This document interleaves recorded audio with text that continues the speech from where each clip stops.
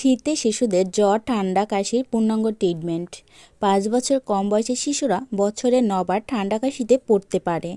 এর বেশি জ্বর সর্দি কাশিকে অস্বাভাবিক হিসাবে ধরা হয়। শিশু যদি জ্বরে আক্রান্ত হয় তাকে পর্যাপ্ত বিশ্রামে থাকতে দিতে হবে।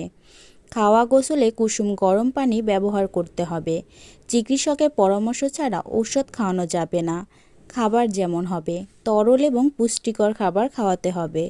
ভিটামিন সি জাতীয় ও মৌসুমি ফল বেশি খাওয়াবেন।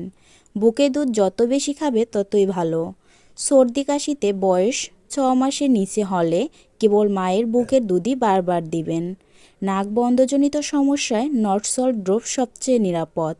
বয়স 6 মাসের বেশি হলে কুসুম গরম পানিতে আদার রস বা তুলসী পাতার রস লেবু দিয়ে গরম পানি করে খাওয়াবেন।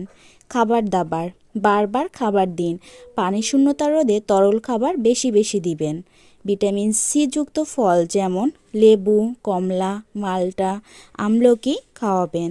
সতর্কতা: প্রচলিত কফের সিরাপ অ্যান্টিবায়োটিক সেবন করানো থেকে বিরত থাকুন।